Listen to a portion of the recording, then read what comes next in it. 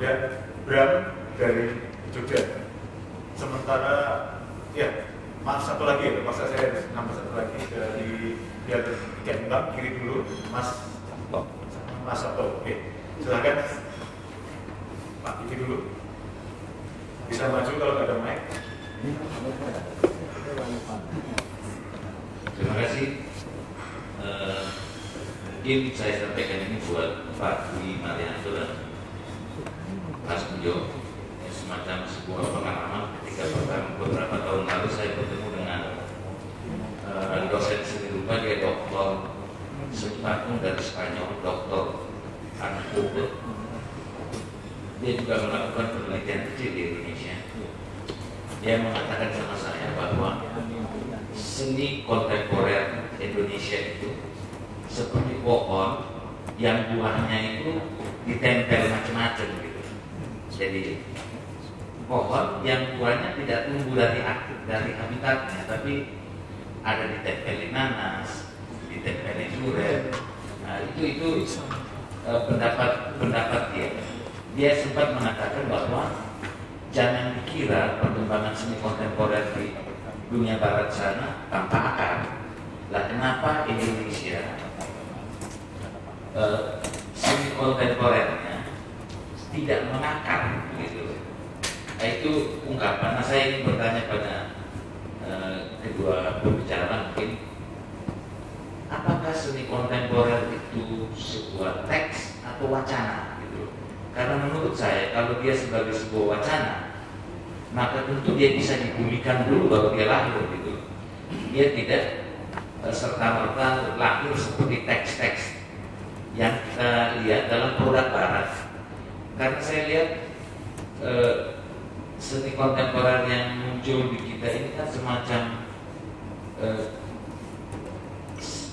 seni rupa mirip ya, seni rupa mirip berupa barat begitu. Nah, alangkah indahnya kan kalau seni rupa kontemporer kita juga punya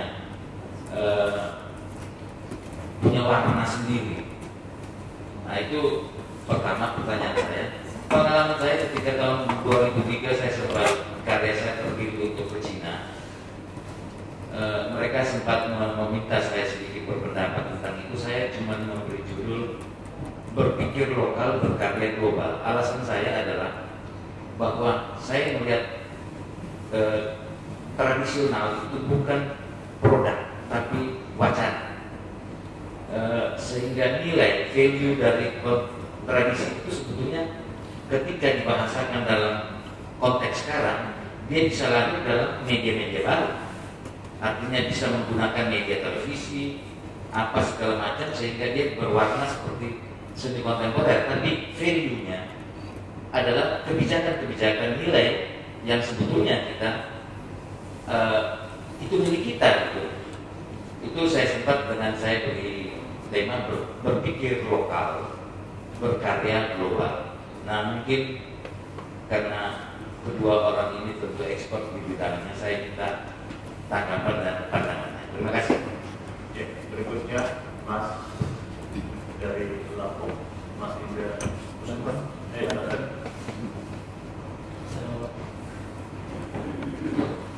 Assalamualaikum warahmatullahi wabarakatuh. Dari tema dari yang kita baca kemarin dari presentasi yang provokasi masalah pendidikan seni rupa, kemudian untuk Mas Asmudi juga sebagai seorang pendidik seni rupa. Di sini kita bicara masalah seni rupa kontemporer.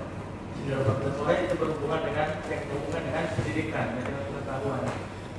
Nah, kalau kita lihat istilah kontemporer itu adalah sebuah sebuah seni, sebuah produk seni yang sifatnya jauh daripada hal-hal yang sangat-sangat sudah ada, mungkin dari gayanya, mungkin dari pemanfaatan medianya, dari apapun. Karena untuk bicara masalah kontemporer itu mungkin hanya akan dikuasai oleh beberapa bagian saja di wilayah Indonesia yang dianggap itu sudah memang harus seperti itu. Tetapi perkembangan itu tidak terjadi untuk hal-hal untuk daerah-daerah yang tidak terjangkau untuk sebuah perkembangan seni rupa atau pendidikan seni rupa. Misalnya saya sebutkan di Banten.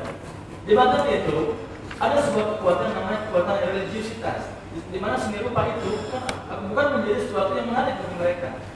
Seni rupa adalah di sana mereka anggap adalah sebuah kadang-kadang hal yang mengganggu karena tidak berhubungan dengan agama. Tetapi sebagai orang seni rupa, untuk hidup di suatu wilayah tertentu, mungkin kita harus tahu trik-triknya. Nah, tetapi trik itu tidak cukup tanpa adanya informasi yang jelas dari pelaku seni rupa, dari pendidik seni rupa, dari pemberita-pemberita seni rupa.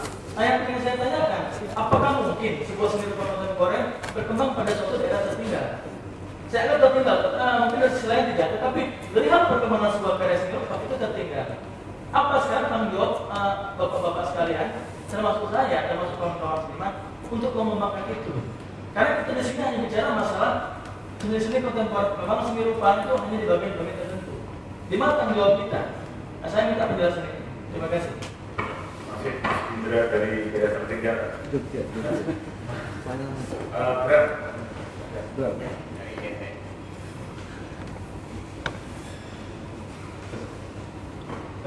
Oke, terima kasih.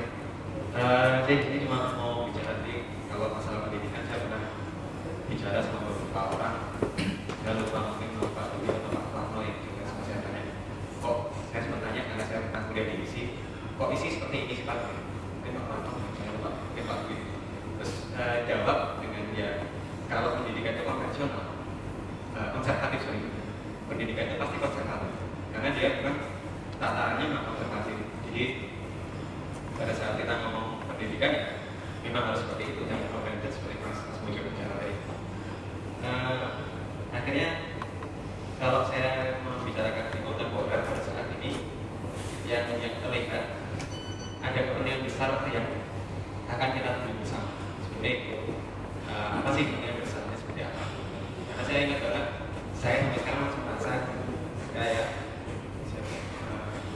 jadi semacam apa karya-karya di Amerika kayak Akibato atau sekian atau apa itu sebenarnya kalau saya lihat secara pribadi biasa-biasa aja gitu. Cuma karena ada kepentingan dari Amerika bahwa ini loh budaya pop Amerika dan itu disepakati bersama bahwa ini ada budaya kita yang baru seperti ini. Nah mungkin itu akan tadi kita mau bicarakan akan seperti apa sih fungsi seni seperti apa yang akan kita keluarkan dari seniman, dari pendidikan, dari galeri, dari kolektornya sendiri. Nah itu yang di Indonesia memang sampai sekarang belum saya lihat.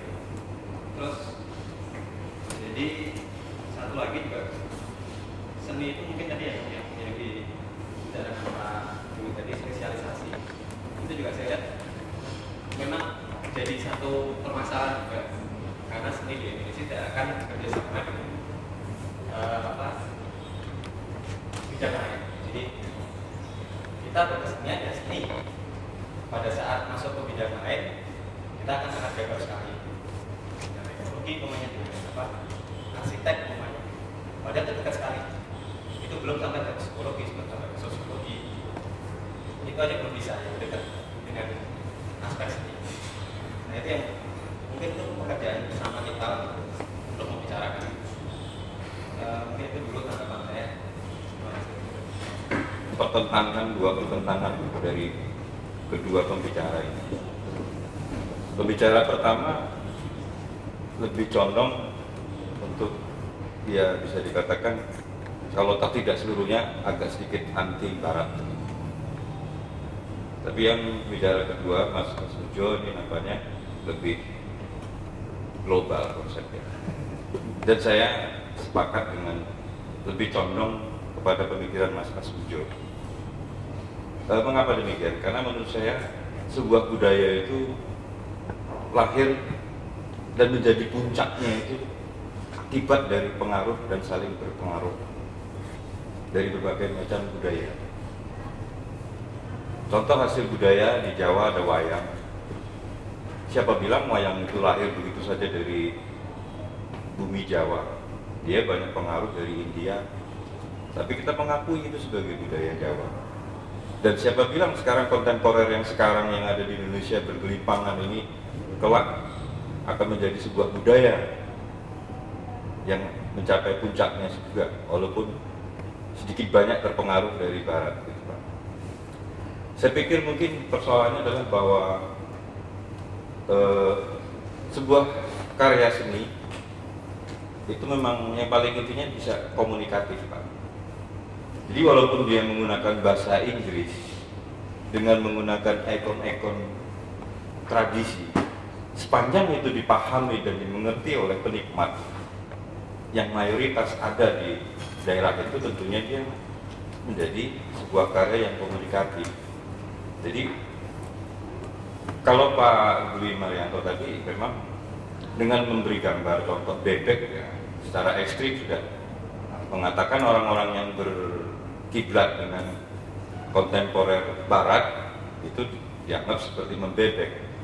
Saya pikir tidak sesempit itu pemikirannya, Pak.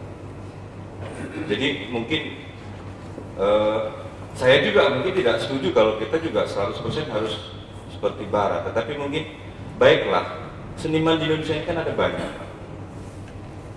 Jadi silakan aja yang mau membebek, silakan yang mau mengangkat tradisi.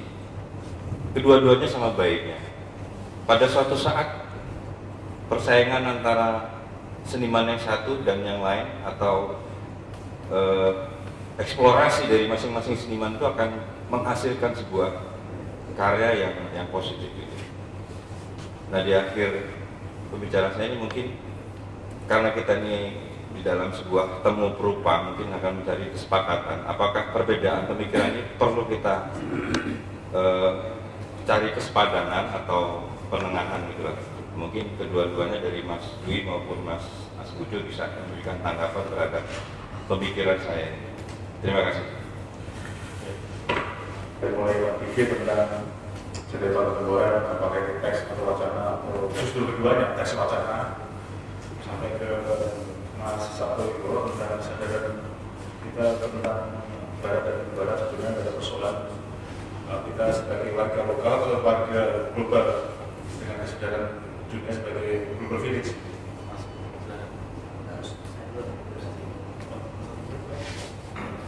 Ya, maaf saya mau mengerti sedikit tadi. Oke, saya pikir ada betulnya kalau dikatakan seni rupa kontemporer memang tidak mengakar.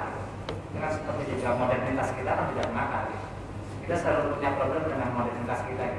Dalam beberapa hal modernitas yang kita jalankan hari ini seringkali bertentangan dengan tradisi. Nah, persoalannya adalah bagaimana kita mampu mengelola itu, mampu mengelola benturan-benturan tradisi yang sebetulnya masih ada kadang-kadang di depan mata kita gitu. Mungkin kalau 100 tahun lagi soalnya berbeda, tapi tradisi itu kadang-kadang masih tampil cukup kental. Di sisi lain kita bisa hidup dengan pola-pola masyarakat modern. Nah, ya ini juga berkaitan dengan sebetulnya identitas nation tadi. Identitas nation tentunya kita juga ingin menjadi dalam perubahan global menjadi masyarakat yang punya identitas seperti Jepang, seperti Korea misalnya. Nah, cuman masalahnya dengan Indonesia itu kan terlalu multicultural. Yang sering disebut Indonesia itu adalah sebuah imajinasi, sesuatu hal yang diimajinasikan, kenyataannya diimajinasikan. Nah, saya pikir itu juga bisa kita lihat dari benturan-benturan antara konflik etnis atau agama gitu di sini. Nah, dalam hal ini seni rupa kontemporer itu sebetulnya merupakan sebuah manifestasi paling ujung dari masyarakat kontemporer yang dalam halnya harus diakui adalah masyarakat di kota besar yang kosmopolit dan global, kosmopolit, metropolit dan juga global. Nah, sebetulnya seperti saya katakan, justru ada sebuah format yang cukup stereotip dalam seni rupa kontemporer di mana tradisi bisa hadir. Saya katakan justru menjadi stereotip dan menjadi sebuah model. Banyak sekali seniman-seniman Indonesia yang kemudian dikonsider penting justru harus membawa lokalitasnya. Nah, globalisme itu beda dengan internasionalisme. Internasionalisme kan pengennya universal. Kamu kalau nggak abstrak, yang beda, nggak bisa. Karena masyarakat Indonesia harus punya kesamaan persepsi estetik misalnya. Tapi dalam globalisme justru yang menarik dia justru memakai lokalitas. Nah, ya, tapi sekarang persoalannya bagaimana masyarakat modern Indonesia mengkonsider seniman kontemporer atau bagaimana seniman kontemporer mengkonsider masyarakatnya sendiri. Karena di sisi lain menjadi seniman itu kan juga persoalan kekaderan tadi. Ya untuk Heri Dono lebih penting keliling dunia. atau Iwan Widodo juga keliling dunia. Walaupun Iwan Widodo juga kadang-kadang tampil di pasar bazar, tapi kan sering dianggap orang gila di pasar dunia. Misalnya, dan saya pikir nggak ada yang salah, Iwan nggak salah, orang di pasar juga nggak salah. Tapi adalah ada given condition bahwa masyarakat di dalam masyarakat Indonesia kebanyakan mereka belum siap untuk itu. Jadi karena modernitas kita masih sangat muda, gitu. Ya kan? Ini given conditionnya gitu. Maksud saya ya salah satunya kenapa mau jadi seniman gitu sekarang. Kenapa mau jadi kurator? Itu yang Anda hadapi. Gitu. Tapi di sisi lain, sebetulnya seniman juga paham dalam masyarakat modern Indonesia ada sebuah kondisi sederhana untuk common art di kesenian itu adalah barang-barang yang indah, adalah sesuatu yang kemudian dengan terampil dibuat, dan disinilah kemudian timbul paradoks dengan akademi. Karena yang diajarkan akademi adalah sebuah perkembangan. Jadi akademi itu harus terus-menerus mengembangkan dirinya. Sebagai kiblatnya, lulusan akademi itu secara logis dimanapun seluruh dunia berjarak dengan masyarakatnya. Justru kalau akademi kan jarak dengan masyarakat, ya tutup aja akademi boros-boros amat. Tapi akademi itu selalu memang menciptakan jarak dengan masyarakatnya. Nah, cuman kan dalam akademi, dalam university itu ada selalu ilmu-ilmu yang bisa diaplikasikan sehingga kita bisa pakai mobil. Tapi kan masyarakat nggak ngerti, misalnya ilmu teknologi mesin studi nggak mengerti. Nah, cuman sekarang kalau kesenian, pertanyaannya bagaimana itu diaplikasikan? Gitu. Karena sebetulnya aplikasi estetik itu ada di desain. Tentunya di depan saya ini kan ada yang merancang, kursi yang ada di depan ada yang merancang, kayak desainer. Itulah kemudian orang yang mengaplikasikan kualitas estetik pada produk yang kita pakai sehari-hari. Ada juga pembuat iklan. Nah, kesenian kontemporer itu merupakan tujuan seni rupa modern yang mengalienasikan dirinya dengan masyarakat. Jadi memang seni rupa modern itu nggak mau menjadi bagian masyarakat, mereka membangun ivory tower gitu. Nah, seni rupa kontemporer kan turunan itu gitu. Seni rupa kontemporer mati-matian ingin kembali menjadi bagian masyarakat. Jadi sebetulnya bahkan ibaratnya saya pikir dia nggak makar karena dia pernah kemudian sangat berhasil meninggalkan masyarakat dalam seni rupa modern. Membangun ruang-ruangnya sendiri, dia museum membangun wheel-wheelnya. Nah, sekarang dalam seni rupa kontemporer seniman selalu, saya ingin kemudian kembali merepresentasikan persoalan masyarakat. Tapi nanti dulu apa masyarakat mengakui? Masyarakat sudah punya keseniannya sendiri, seni populer, atau kemudian produk-produk yang sebetulnya dekoratif art, yang disebut dekoratif art yang menghias rumah, atau bahkan produk kerajinan. Nah, sekarang seniman kontemporer itu tidak bedanya sama dengan para filsuf gitu, dengan pemikir. Mereka memikir-mikirkan dan membangun konstruksi pendapatnya, statementnya melalui teks visual art. Saya setuju itu teks, itu harus dimaknai dan itu harus dimediasikan kemudian secara lebih jauh melalui majalah-majalah, melalui kemudian tulisan-tulisan, melalui seminar gitu. Nah, cuman mohon maaf kalau di Indonesia itu menjadi bagian yang masih sangat mewah untuk masyarakat modern Indonesia yang tadi katakanlah di Banten tadi. Untuk makan aja belum cukup, itu nggak perlu seni. Saya selalu dengan tegas mengatakannya nggak usah ada kesenian di sana. Bisa nggak seniman membantu? Bisa. Kalau seniman kaya nyumbang aja buat sekolah di sana, itu ada fungsinya seniman yang kaya. Tapi nggak usah memamerkan karya seni di sana. Atau ya kalau tadi saya katakan kalau seniman-seniman yang cukup terampil yang hanya melatih konsep, yang melatih penduduk di sana gitu, dengan keterampilan yang membuat kerajinan logam misalnya atau kerajinan bambu. Jadi saya pikir kalau kita bicara akal memang agak sulit.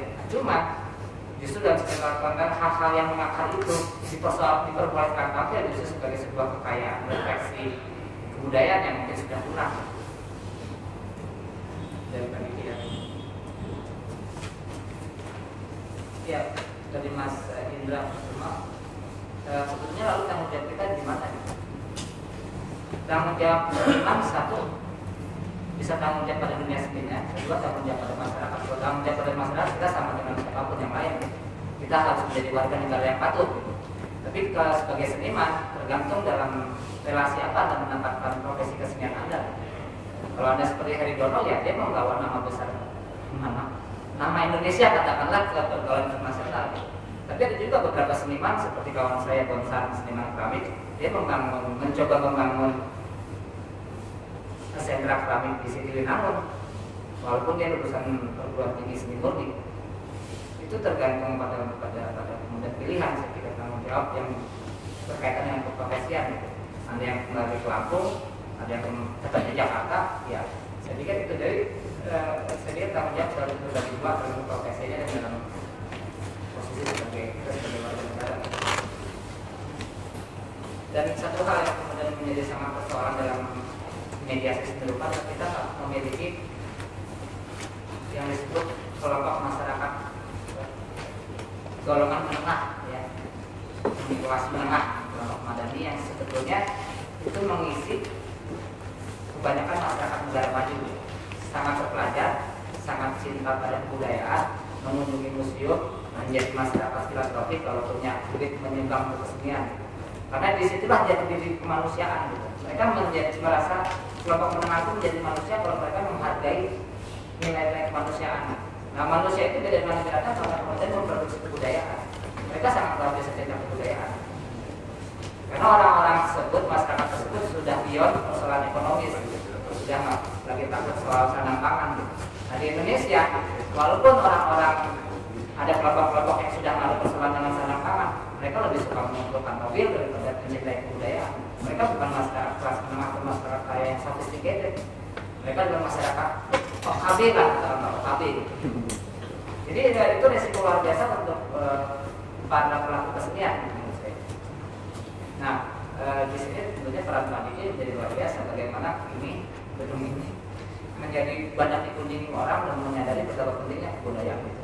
Karena dengan kebudayaan, dengan melihat refleksi kebudayaan, mereka menjadi aware tentang persoalan-persoalan yang ada. Siapa tahu dengan melihat karya seni mereka yang nggak ada di korupsi kan hebat sekali. Jadi kalau misalnya ke masjid dan dibilangin pasti masuk neraka, korupsi masih terus, ya siapa tahu dengan karya seni mereka jadi sadar.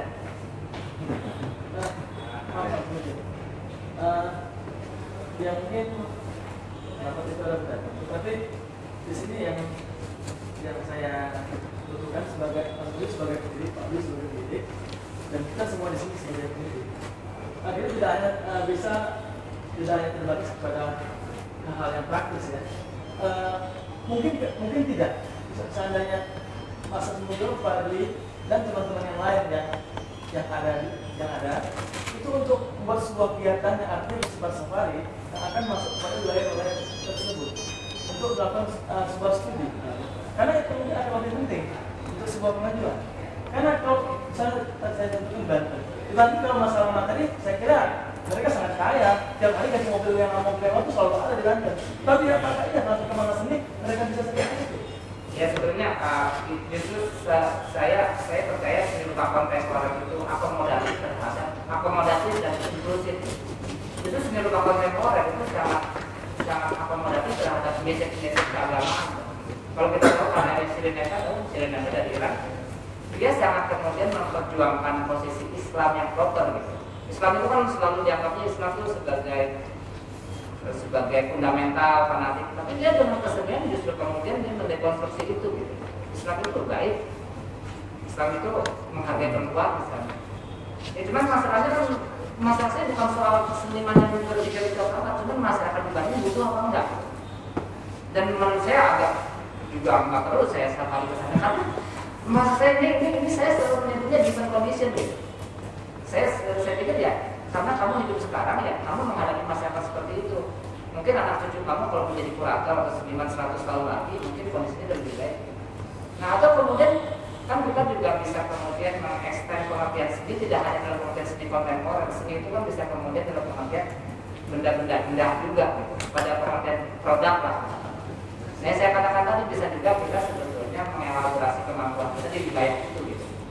Bahkan kenyataannya kalau kita ngomong seni rupa kontemporer dan menariknya seni rupa kontemporer, medium bukan menjadi persoalan. Anda bisa tetap pakai seni grafis, Anda boleh pakai lukisan, Anda pakai new media art. Yang penting message-nya gitu, teksnya apa gitu. Karena seni grafis yang paling konvensional bisa punya kekuatan teks yang bahkan melebihi new media art. Nah ini kan ada yang hype tuh segaya-gayaan lah new media art misalnya. Padahal new media art itu punya persoalan besar kalau tadi dikatakan persoalan komunikasi. Untuk menerima itu sebagai karya seni itu udah luar biasa susah, apalagi menerima message-nya. Lukisan punya keuntungan luar biasa. Orang nggak mau berpikir itu bukan karya seni, begitu lihat lukisan, oke itu karya seni. Ada pesannya, ada yang mau dikomunikasikan, langsung dibaca. Maksud saya sekarang sebetulnya nggak perlu khawatir bahkan dengan medium-medium yang paling konvensional.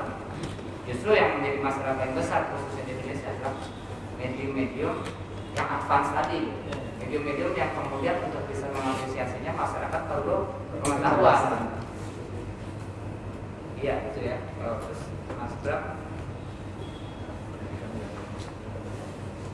ya pendidikan memang konservatif, tapi sebetulnya nggak selalu. Di Amerika misalnya di California Institute of Art itu mereka atau di Leeds Academy nggak selalu konservatif. Ya cuman di Indonesia kan dosennya pegawai negeri, ngapain buat capek-capek. Kayak gitu aja. Itu kan saya nggak dapat tambahan gaji kalau saya buat yang aneh-aneh harus memperhatikan mahasiswa saya. Toh kayak gini juga saya beda kan yang pendidikan yang kadang-kadang konservatif. Nah sekarang kuat-kuatan maksudnya berani protes nggak? Saya selalu bilang kalau kamu nggak puas kamu protes, tapi kalau nggak protes ya saya gini terus. Itu kan muridnya senang sama kita sama lah secara muridnya malas, dosennya malas udah. Pribadi happy gitu kan. Yang polisi dengan tuntutan sebagai kampus sebagai penjaga masjid. Ya kan makan beda. Ya buat aja. Ya mungkin aja cuma maksud saya sih agen untuk kemudian masyarakat makmur dulu lah gitu. Jadi kalau dari Mas Sabto ya saya sepakat. Dia setuju dengan Anda gitu. Iya dong. Ya saya pikir tadi kan saya sudah jelaskan juga tentang global itu sebetulnya justru memberikan ruang untuk aspek-aspek lokalan gitu. Tapi juga tentang tadi juga saya pikir seni itu seni rupa kontemporer seperti ternyata Mas Dika dan Mas Sabto kan sebetulnya secara gampang kan seni rupa pada hari ini. Nah cuma seni rupa kontemporer itu karena yang kemudian memediasikan yang punya media itu orang-orang pintar, makanya selalu dipersoalkan adalah seni rupa kontemporer dalam pengertian seni elitis dan seni individual ini. Itu yang kemudian selalu mengisi dan karena itu selalu merefleksikan persoalan gitu. Dan mempersoalkan persoalan juga. Gitu. Nah cuman di sini saya nggak tahu ya kalau dikatakan secara jujur sebenarnya seni rupa kontemporer itu hanya bisa hidup kalau ada infrastruktur pendukungnya. Gitu. Ya seni rupa sebagai sebuah statement personal dari sang senimannya. Itu hanya bisa hidup kalau kemudian ada prakondisi, ada ruang-ruang mediasi. Gitu. Bahkan di Jakarta saja kita harus akui ruang-ruang mediasi itu lebih banyak berbentuk galeri komersial. Gitu. Nah, bagusnya galeri komersial di Indonesia itu mengambil tanggung jawab ruang-ruang publik seperti museum di barat. Jadi galeri komersial menciptakan katalog, membuat katalog, membuat tulisan, membuat wacana. Walaupun saya nggak yakin apakah pada kolektor membaca tulisan itu. Tapi di luar itu rasanya seni rupa kontemporer, katakanlah di Sulawesi, bahkan di Jakarta agak sulit. Karena harus kita akui kita menjadi bagian dari kelompok yang sangat elit. Kita ini kelompok yang sangat elit. Nah, cuma kita bisa mendisperse, bisa menyedarkan kemampuan atau pemahaman seni kita pada tataran yang lebih rendah. Cuma itu sangat berisiko. Tapi ya, kalau memang Anda memilih untuk katakanlah mengaplikasikan pemahaman atau keilmuan seni Anda ke tataran yang lebih rendah dan itu bisa bermanfaat untuk masyarakat, kenapa tidak? Mas, maksudnya pertanyaan saya di akhir tadi, Mas Mujo bagaimana, menurut Mas Di bagaimana? Oke, saya coba tutup dengan pendapat saya. Sebetulnya persoalan dengan seni rupa kontemporer dan dalam kaitan dengan pendidikan itu memang kemudian demikian banyak pilihan.